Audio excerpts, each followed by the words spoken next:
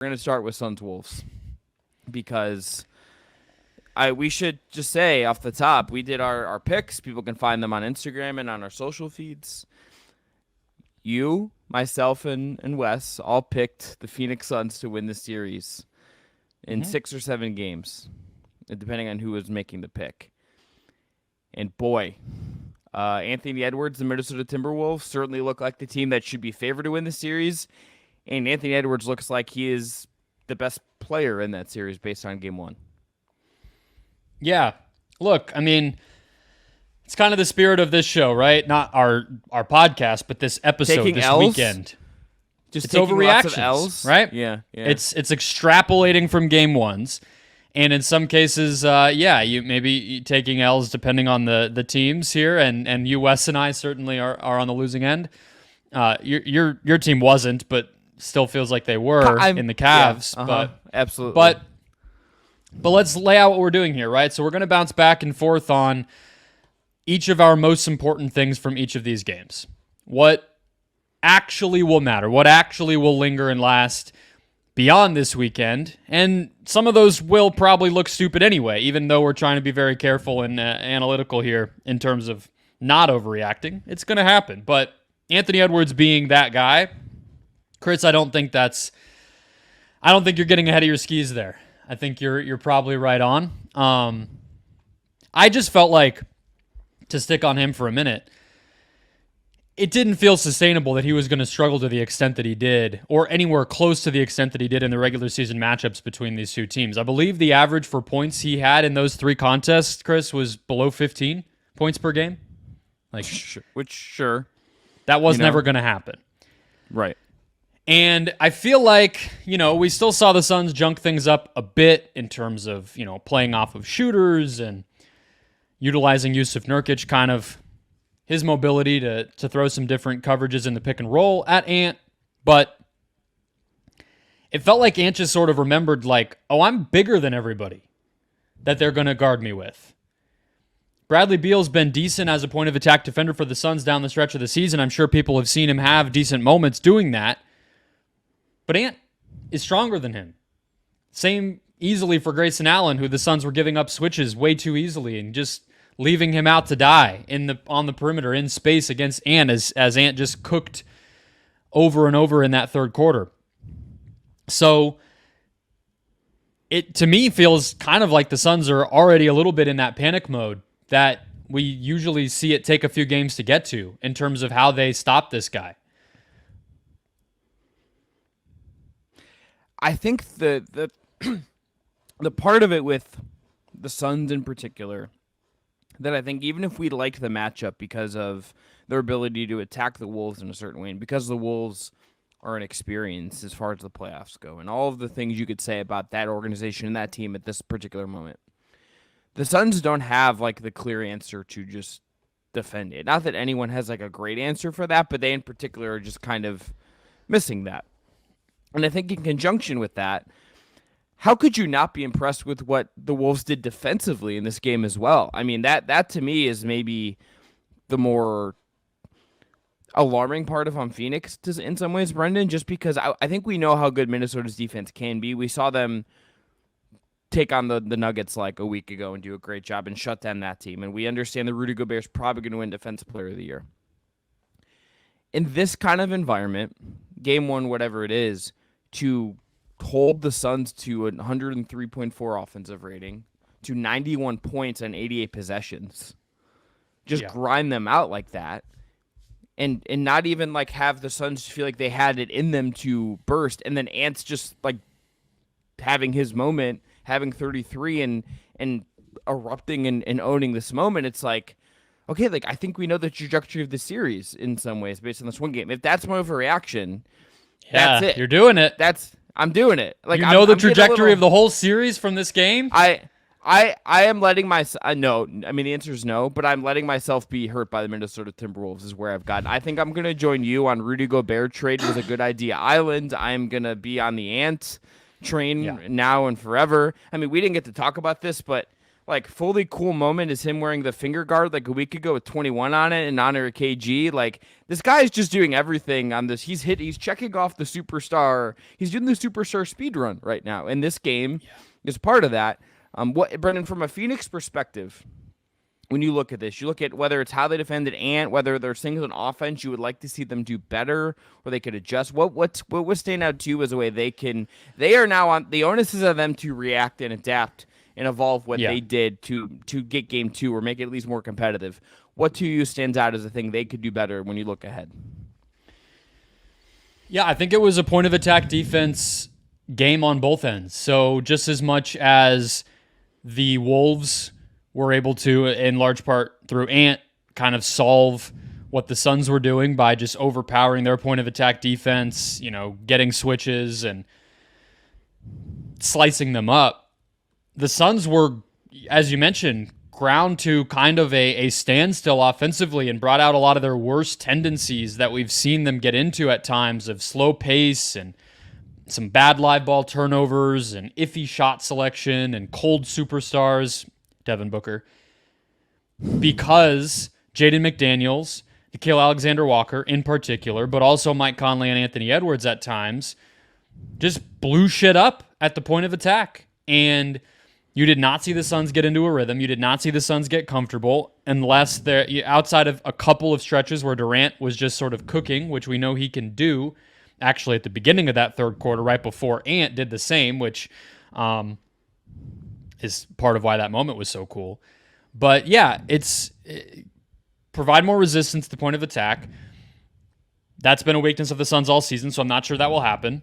And if that's not going to happen, I would say at the very least, don't give up so many switches that are beneficial to the guys on the other end. So Minnesota, Ant wasn't just driving into the basket. By the end, he was playing Luka ball, Harden ball, whatever you want to say, and just attacking Grayson Allen relentlessly, attacking Kevin Durant at times pretty relentlessly. And Towns did the same thing in the second quarter of that game. So I think the Suns need to be a little bit more resistant to giving up those matchups so willingly, and just hope that their defensive shell can kind of stop them. But I think the way you put it is perfect. I think the Suns' inability to score on Minnesota is what made this game tilt toward Minnesota.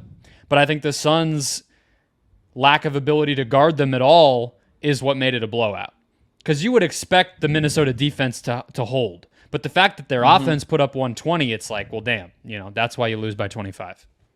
And it's even just where the Suns ended up shooting well. It tells a story in its own right. So Cleaning the Glass does a really good job in their box scores of breaking down where shots were taken and accuracy. It's one of my favorite tools on that site. 14% of the Suns shots came from the long mid-range. That's a lot for that spot on the floor. 31% of their shots overall came in the mid.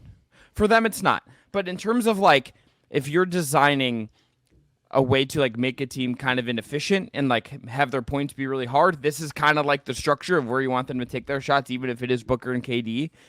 The Suns were really good in the mid range in this game, 65% for the mid range overall, and 63.6% on short mid range, and 66.7% on long mid range. It's just when you pair that with 42.9% at the rim. Yeah, that's why they lost the game. Yeah, they missed a bunch of bunnies. And they didn't generate threes. Yeah. Yeah. When you don't generate the threes and you miss the bunnies and you have I think just some problems getting at the rim, the mid-range god stuff that is the thing that can, I think, tilt this team to another level, which is frankly why I picked them, right? It's believing that they could generate the other stuff. And then that's the icing on top of the cake that puts them over the top against a good defense. That doesn't have as much value, I think, when the structure of the game kind of ends up looking the way it did. Yeah, it feels like they went into the game a little too aware of that dynamic and the way Gobert likes to guard and things like that. There were pockets. Gobert was coming up against... Yeah. He was coming up in the pick and roll more than normal. Not blitzing like he's, the Heatles or something and he's Chris Bosh running out to the perimeter. But at the very least, a little more than we think of Rudy Gobert doing. He wasn't all the way at the free throw line dropping deep. He was kind of up there, meaning Book and Beal, when they had the ball in their hands, had paths to the rim. They didn't take them. So I think that those will be some of the adjustments we see. It was definitely, sounds like, Ants, your thing that matters to me. The most important thing from this game was how each team kind of handled the pick and roll on both ends, and it extremely went in Minnesota's favor. This actually brings us to the quotes of the weekend, though, Chris, because Ants' quote about KD is in here. I'm going to give you 3. You pick one. So I have some options for you. This is across all the games. Stuff that was said either pre or post game that really just chef's kissed its way into our lives. All right. Ant post game quote: "He made like 4 or 5 straight buckets like it was nothing, and I became a fan at one point. I was out there like, goddamn, he's nice." It's one thing to be killed by somebody. It's another thing for them to do it while they're smiling and complimenting you.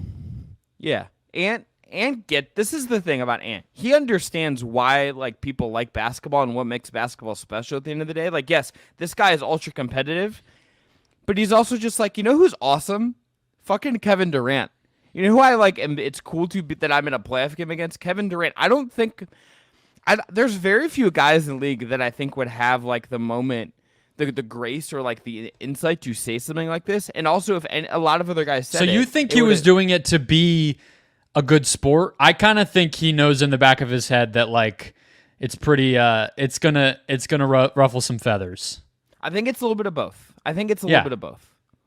Yeah, which I like. That's what we want.